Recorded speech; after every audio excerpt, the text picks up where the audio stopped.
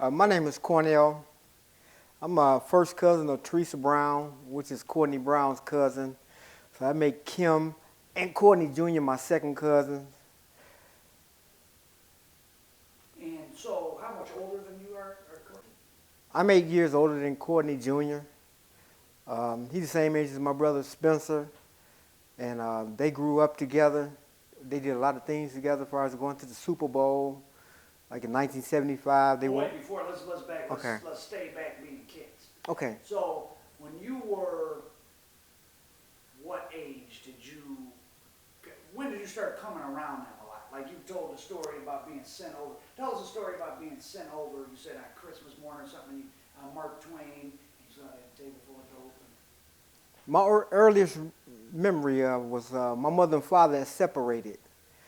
And my father went to stay at this house on Mark Twain Street. And that morning, I woke up in the morning, and I hear these men talking in the kitchen. And they're standing around the table. And I peeped in the kitchen, and it was a pile of white substance on the table. I had no idea what it was. What do you think it was? No, not. It was heroin. How big And of a pile? the pile had to be like 4 feet high. It's like a couple keys.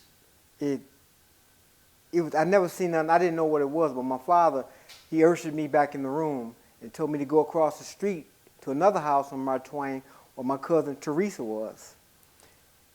And mind you, I don't know what's going on. I'm like 12 years old, and I walk in the house.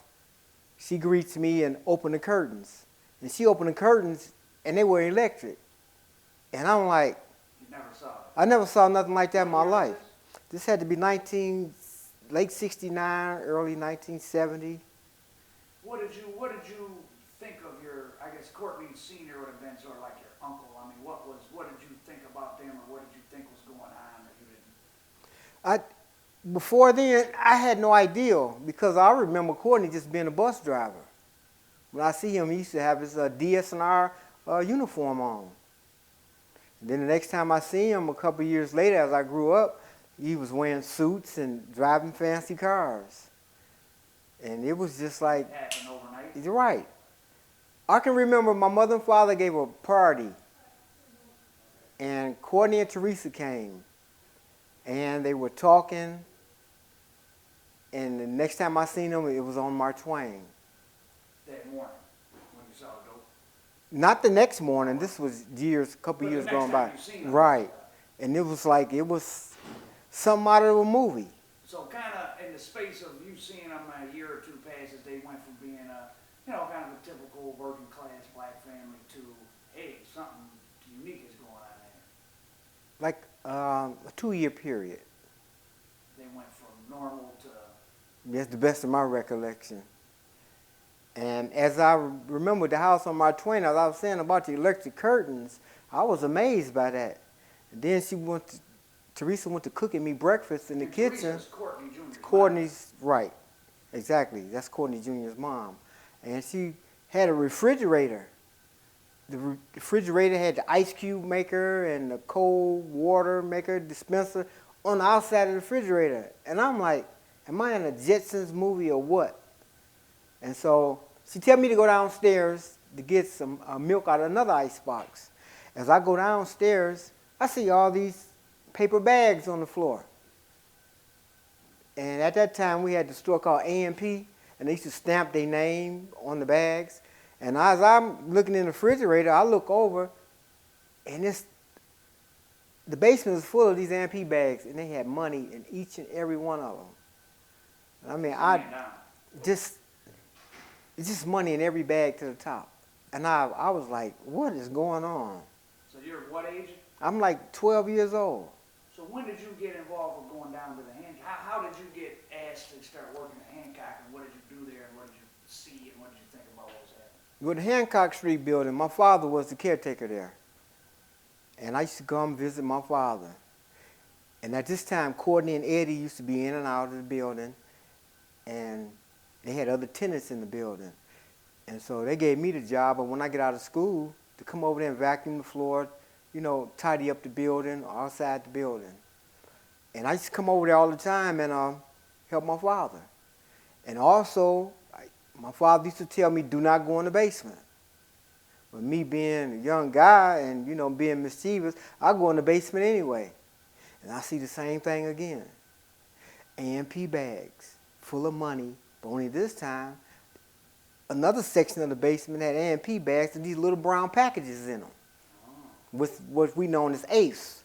And each bag was filled all the way to the top. And so by this time I know what's going on. And I used to see the guys come and go out of the building, and these women used to come over. Did you understand how the actual logistics like of what they, like how they were actually running it? Did you see that, like, how a customer would come, like how did the whole thing work? No, I never. It was no customers coming to the building. It just was carriers coming to the building to pick up packages. I never seen nobody come there to buy no drugs. I just seen people come there and get packages. A whole bag full of eighths. I never seen nobody come get a single nothing. It was just bags. They were, What year was this? This had to be like 71, 72. How much money do you think they were doing a day? I have no amount. I could not even begin to tell you. And I didn't see a lot of money in my lifetime. I could not even imagine how much money that was. What did you think about all this? I wanted to be a part of it. You didn't think there was nothing wrong with it? No. Because you're seen as the fun end. Right. I mean, I seen my family. I seen my father there. I seen one of my uncles there. And I seen Courtney Sr. there. So it's like being at the family's house. Right. Can you talk about how it was a real family atmosphere, kind of? It was like basically all my uncles they did something within that enterprise. They had some kind of doing, I never felt uncomfortable. It was never like it was illegal. What about going to the store for Eddie? Oh, I used to be at home. I stayed down in the Martin Luther King homes. And the house on Hancock, I used to have to catch the bus from school. My father would call me and say, the fat man wants you to go to the store for him. Who was the fat man? That was Eddie Jackson, because he had a room upstairs. He had an apartment upstairs in the building. And I used to come over there. He used to give me $100 to go to the store for him. And all he wanted was an orange pop. I used to have to catch the bus from Lafayette and Shane all the way to Hancock and John R. just to go to the store for him for an orange pop, and he would give me $100. What interacting with Eddie Sr., like what was he like? What was your impression of him? I didn't have too many interactions with him. All I know, he just was a big guy. Used to wear the old coverall jeans. He used to go in his room. He used to go in his apartment. He used to tell me, he used to give me the money and say thanks. And that was it. I didn't have too many interactions with Eddie. What about Courtney Sr.? It was like he was always on the go. He was the businessman. People would come and talk to him, and he was like he was giving directions. He was like he was the facilitator. I didn't never see him get loud with nobody. I never seen him with a confrontation with nobody. He was always cool. He was always cool. Is that how the operation was in general, or did you sometimes see would Eddie play the heavy sometimes and get loud with people, or did you ever see that? I never seen compared today how I seen different other cultures of this drug trade going, and no, it was just smooth all the time. Well-oiled machine. A well-oiled machine all the time. All the time. So you're working at the building, and then at some point they decide they don't want to do anything in the building anymore. Do you remember when that happened? I'm not for sure exactly when it happened, but you weren't there every day. You would just right. Hey, come do this or that. I would come and go as my father would call me, or some days I just pop up over there from school. As a couple more years passed and they were getting bigger and bigger, did you get involved with them in any kind of way? No, I never got involved in the enterprise. But in itself, me and my brothers, we became celebrities because people knew that we were family. We like 15, 16, and 17. Where were you celebrities at? In school, in the neighborhood, Martin Luther King High School. And we stayed in the Martin Luther King homes. And there's been times when me and my friends, we sit on our front porch, and Teresa will pull up in a brand new car. It's like one time we were sitting on the front porch. She pulled up. A blue Fleetwood pulls up. We don't know who it is. I never seen her with a blue Fleetwood. She get out the car, heard my mom talking, and she say, this is our new car, special made Fleetwood. It only seats 4, and it's only 10 was made in the United States, and we got one of the 2 that was sent here to Detroit. And I'm like, this is going to stop. This is like something, I never seen nothing in the movies like this, what was going on. It was always something new that was going on.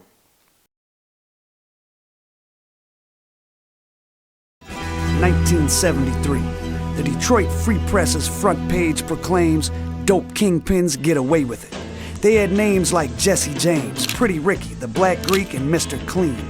2 of the 12 men listed as Detroit's biggest heroin dealers were next-door neighbors, and in reality, they were the 2 largest heroin dealers in Detroit, dwarfing the other men on the list. Got 12 kilos. We're gonna cut it 10 times at a minimum. So that'd have been 120 kilos. The audience needs to understand the significance of black entrepreneurship. Customer give me the money, put the money through a chute in the door. They would drop the dope down right in front of the door.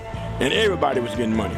Everybody was getting money that time. Always bags of money coming and going in the house. Almost to the ceiling, just a room full of money stacked to the ceiling. Eddie had shot past everybody in the city put together. The gentleman gangster.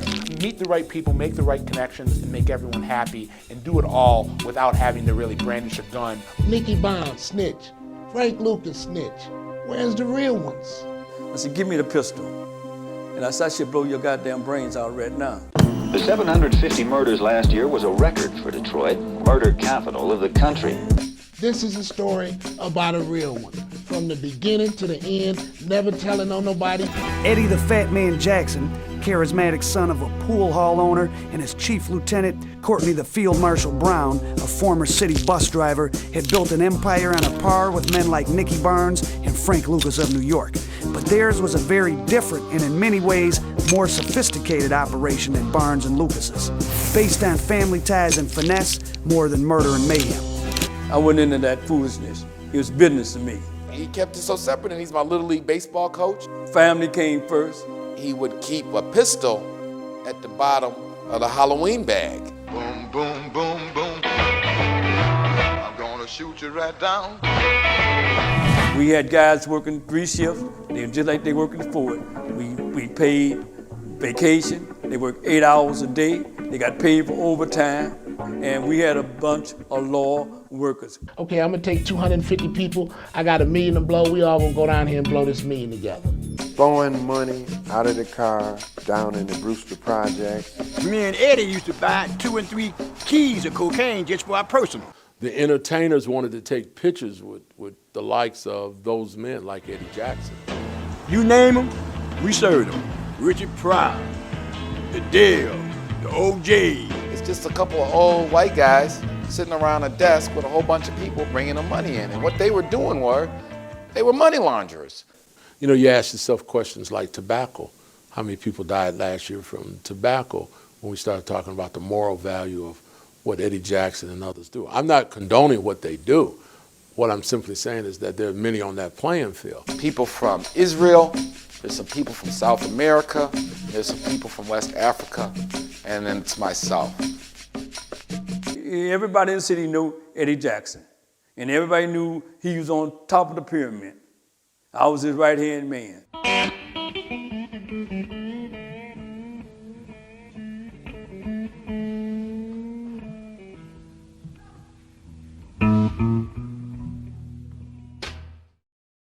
Treating you like celebrity, like what do you mean by that? Were people trying to get next to you because, you know, they figured they'd get some money out of it, or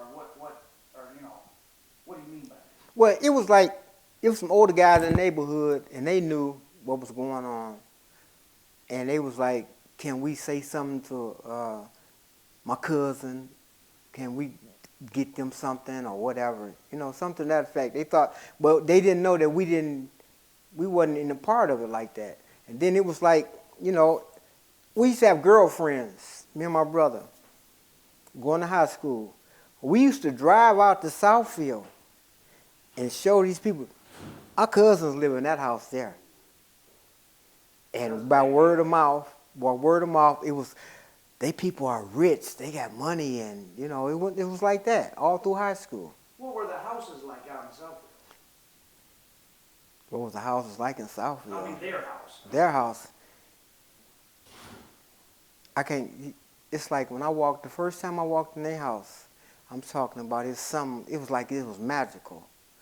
Powder blue carpet.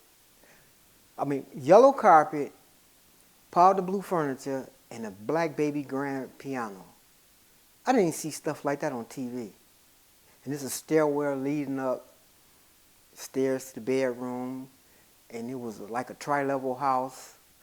And I'm like, it's undescribable for me being like 12 and 13 at that time and seeing things of that nature. It was just undescribable. I used to tell my friends about that, and they used to be, well, after we took these girls out there to ride around and see the house, everybody wanted to ride out there and see the house.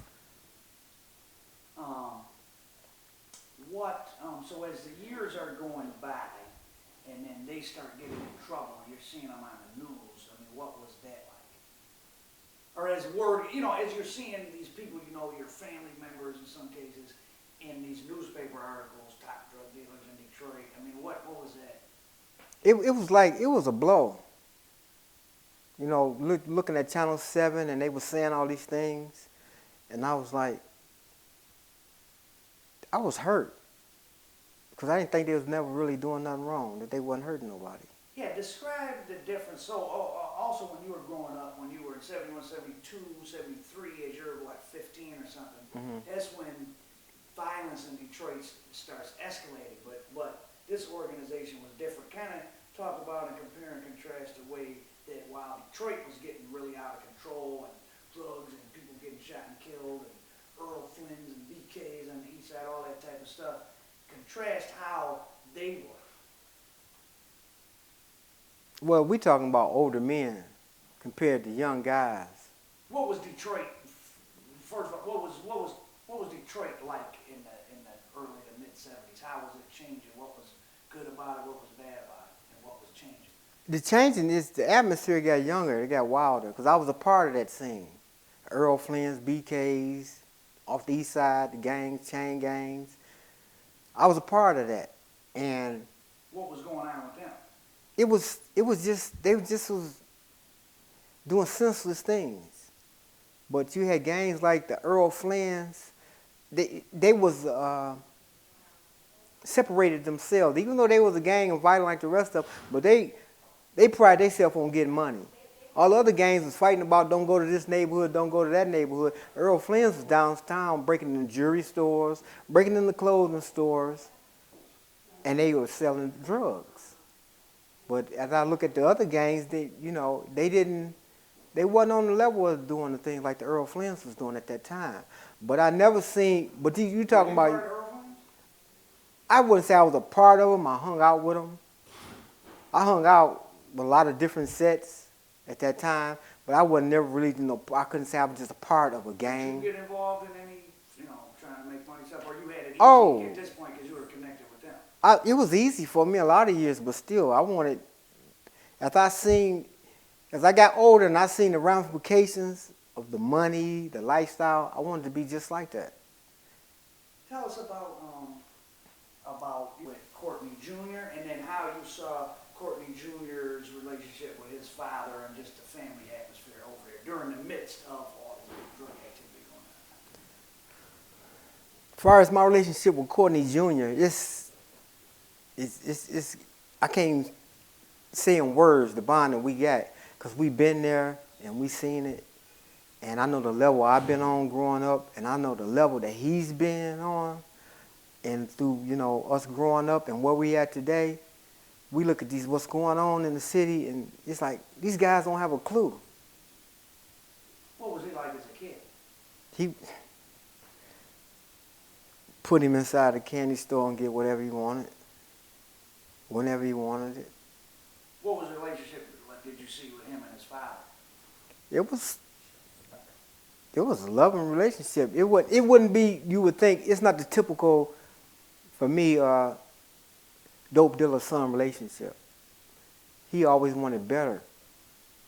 You know, like, we look at the Cosby shows and things like that, how they successful and all that. And then you look at the Brown kids. I mean, that's an American story in itself. What did they end up going on to do? They were successful businessmen and women, professional people. Right. She had a law degree. Right. And, I mean, I look at all these gangster movies on TV about they sending their kids off and they become successful and things like that. But this is the only black family I've seen do that. They really did. They really did it. I mean, that turnaround, they did it. This is a black American dream, because we can sit up and talk about how all the white stories about how the mother and the father was selling dope and the kids went off to college and stuff. But this is a black family did the exact same thing, and this is a story that needs to be told. What about taking me wrestling? Taking Courtney Jr. to wrestling was better than working on Hancock. Because I knew I had at least $150 put in my pocket. How old were you and how old were you? He had to be about 8 years old. And who would call you? Like, how would that work? His mother, Teresa, would call me and say, you feel like taking Courtney wrestling this weekend? I was like, sure. It used to be Courtney, myself, and my brother Spencer. Now, we stayed in the downtown area in the Martin Luther King homes. We used to walk to Cobo Arena.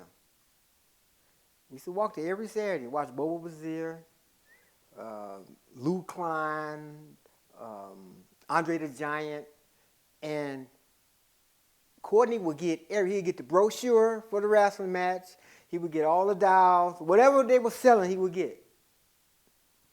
And mom would give you the money? Give me the money. How much would you give? Oh, she might give me $200. And tickets were what, $5? Right. Y'all just get whatever you want. You know, it was cab fare in there, to and from, but we would walk. And we was never short on getting anything we wanted to buy when we go to the wrestling matches. We were there. We had all the memorabilia, whatever we wanted to buy. We was the only black kids in Cobo Arena buying brochures to a wrestling match, telling them the whole history of the wrestlers. As you were moving around doing all this unique stuff, both in your neighborhood community and also when you were around white mainstream, I mean, who do you think people thought you guys were, like Motown kids or, Well, no, they probably thought we were related to the Motown kids. Because it's people see you out and they know who your relatives is and they add on to that. But a lot of things people added on to it isn't true, because when me and my brothers got of age and we started doing our own thing, they put us with Courtney Sr., but it wasn't like that. Tell us about that, yeah. So Courtney and them get in trouble in the mid-'70s and go away kind of when you're probably 19. How old were you when they actually went to prison? I was like 18. I was 18. When they went to prison? Yeah. When they went to prison, I was 18 because I went off to the Navy. And then how'd you get involved in doing stuff yourself? Coming home What year? from the Navy in 77. No, in 1980, coming home, 1980 from the Navy, and it was just, we knew a lot of major players. Me and my brothers and my sisters, we knew a lot of major players, and we just did our own thing. Which was? Heroin. Where at? Then the Brewster Projects. We was all over. During the time we were selling drugs, is the time of the Young Boys, the Pony Crew. How were you guys compared with them? We didn't get the notoriety they did, but Getting just as much money? yeah. How much money were you guys making? I can't say for sure how much money we was making. We might collect maybe like $150,000 a day on the streets. From just the area around No, Brewster's, Jeffries, East Side Detroit, Southwest Detroit. We was in every major drug spots in the city. Did you never had any conflicts with YBI or Cornell? Oh, it was a few conflicts, but they everybody knew everybody. All the heads knew everybody, so it really wasn't no conflict. See, at that time, a lot of people don't talk about the crew I was on. I don't want to mention the name, but it was, Strong. it was strong. Even though we was at that time, I say we was the third tier of the ponies and young boys, but we held on. Did you ever get in any trouble? Yeah, I've been in plenty of trouble. Tell us about that. Well, the trouble I got in is direct result of selling drugs and started using drugs. So that led to prison. What year was that? Well, it's been off and on for a few years. It started in '87.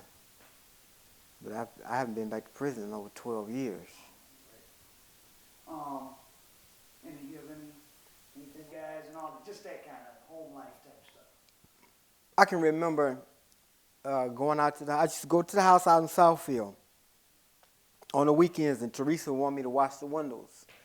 And when I go to the houses, Hancock, Mark Twain, Southfield, I knew when I leave the house, I would have at least a couple $100. And just think, me going to high school at that time, and 1971. I'm the man. And it was never time. Courtney might be going out, we might be raking leaves in front of the house or cleaning the windows, and the basketball will always be under the basketball rim, and he'd throw the basketball, come on. I ain't too old, I'll whoop you, I don't care how you want. We used to sit out there and play basketball. He used to bet me.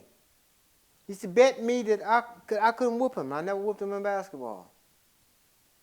And I used to think I can whoop him. I never did. What was the house like? Well, we talked about it a little bit, but talk about playing with him and all the stuff him and his sister had. And Well, it was like they had a remote control garage. We used to come over there. And they had one on their bike. And I'm like, as I say, this is like the Jetsons, something I never seen on the movies. They had a remote control garage opener on the bike. And I had a little younger brother and sister, Pam and Spencer. They used to come out there. And they used to come over their house on the weekends. And when they used to come back home Sunday night, it's like they've been in Macy's. They used to come home with bikes, bags of clothes. And I'm like, I wish I was younger so I can get some of this stuff too. And it's toys. You come out in Southfield, toys, the swimming pools. I mean, it was just like, it's undescribable. And what was your home life like? My mother. See, my mother. Were you guys? It was 7 of us. It was 7 of us. Well, I don't look at us like being poor, cause we as family. Our grandmother. I had grandmothers on both sides, and they make sure, was our, But my father and all his brothers, they was in the life. Always pimps. A lot of times with Eddie and Courtney. No. Well, not necessarily. No. I had an uncle that's, he was a pimp. He used to come over out. I used to be glad to see him. So we was always in the life. But see, my mother was a school teacher. And my father is Teresa's uncle. And my mother taught Teresa and her sister, their ABCs, used to live with them when they was young girls. So it was a real close-knit family. It's not like we was never poor.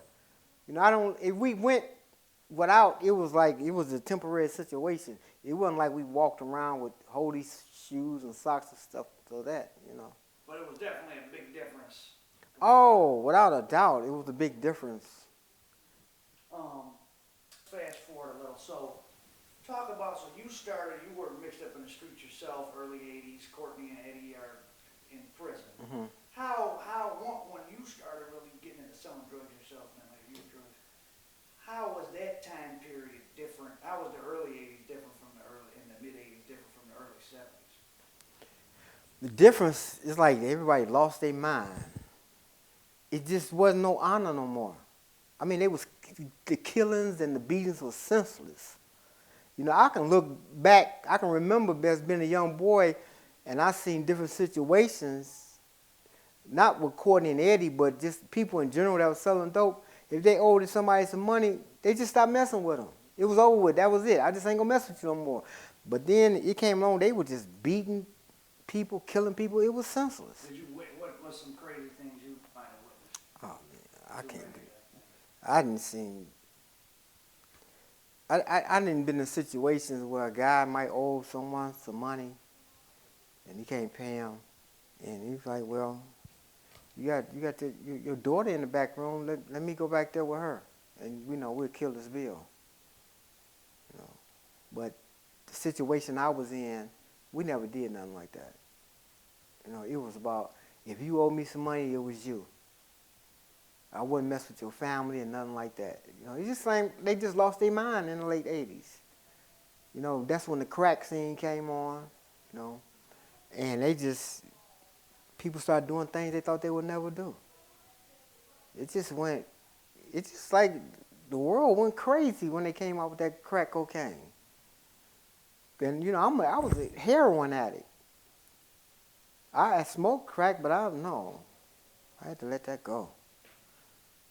But you developed your own. What was the first time you used heroin? When my mom died. How old were you? I was 21. You were in the street making money already. Were you selling? That's right on the cusp of making money. So can you say that right around the same time you started selling drugs is right around the same time you started using it? Right, but I had experimented with it before, but as far as the usage daily, when I started selling drugs. And was that common for the young guys to be using drugs? No, because my friends, when they found out me and my brother was using heroin, they was like, and they selling dope too? Oh, no, we don't want to be around them. We was villains. You know, it was okay to blow some cocaine, but if you use heroin, oh, that was taboo. That was taboo. So what did you end up going to prison for? Guns, drugs, larceny. Different stuff. Yeah. Okay, let's pause. Okay. I can remember leaving high school with my buddies, and we would go down on Columbia and Brush, John Iron Erskine, down in that general vicinity. And they already thinking that my family doing all these things with the drugs, and we famous in school. And I used to go down there and show them, there go my cousin right there. And they used to see Courtney and Eddie leaving out the pool room. And Courtney used to see me and call me over there to him and say, "What you doing down here? You need to go home." He did that a few times. What was that scene like? It was like, to me at that time, like they had a scene in American Gangster when Frank Lucas is sitting in the car undercover watching the drug traffic up the street. It was like 2 times. It's How many people were out in the street? It was people. It was like in a maze. People was going everywhere. And it was all about drugs. All about drugs, and you had the pimps, the hoes. There was all kind of activity out there. It's just like. Is that what Paradise Valley used to be? That's what they call the valley. It was in the valley. Did you remember hearing about the better days of Paradise Valley when you were growing up? I can remember my father and his brothers talk about it. Going to Paradise Valley. You know, the bars. They used to dress up on Friday night and go down to the bars. Did they grow you? So your father and uncles were born in Detroit? Yeah, they're from Hastings Street. They're the products of Hastings Street. A little bit of history.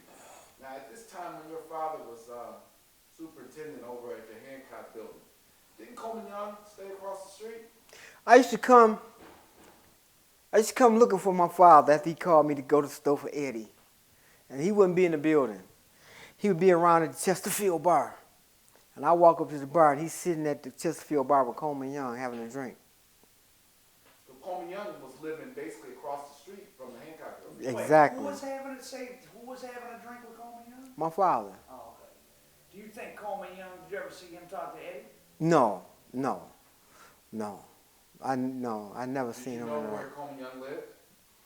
I didn't know exact house he stayed in, but I knew he stayed across the street From Hancock. from the Hancock building. See, I remember being a young boy growing up in the Black Bottom. He used to be at the pool. Coleman Young used to be up at the pool room on Sherman and Joseph Campo. Oh, you grew up in Black Bottom. Right. Was that still, what year were you born? I was born 1958. So when did Black Bottom kind of get leveled out? Well, the part of Black Bottom I stayed in, it was like the last part of it. Like, I stayed on Mullet and Joseph Campo, right by Duffield School, Calvary Baptist Church. Okay. That's where I grew up at, right there. So that was Black Bottom. Right. What that was the last existing part of Black Bottom. What was Black Bottom like? It was a neighborhood. You know, we talk about neighborhoods in the good old days. That was a neighborhood. When they talk about leaving your door open and the lady down the street or the man down the street will whoop you for doing something wrong, that was a neighborhood. But you were, that's interesting because Rudolph and your father talking about Paradise Valley being adults, but give us your perspective on, Black Bottom as a kid. As growing up, you know, we had school, the churches. I mean, you know, black-owned businesses, barbershops, and, you know, fathers was in the homes. No matter what, the father wasn't working, and whatever the case may be, fathers was in the home back then. You know, didn't nobody go without in our neighborhood. Do you remember Eddie's father's pool hall? No. Before your time? No, I don't remember that. No. Looking back now as a older adult at those times and your life involved in streets and et cetera, I mean, what's your perspective on all of that, and what would you say to this generation? Do you have any regret? Do you regret some of the things you did? If so, what? If not, why? Well, a lot of things I regret, but a lot of things I did, it brought along the experience. And a lot of people don't have to, especially black young men, don't have to travel the road I traveled. And it's a better way. But that's all I knew at that time. That's all we knew. Them was our role models. But now, that's not the road to take. You don't have to live like that. It's a better way today.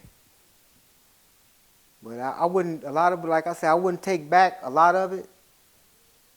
But a lot of it, I won't never forget. But then I learned a lot of experience from that. And it helped me, living the life I lived and where I'm at today, it helped me be a better man.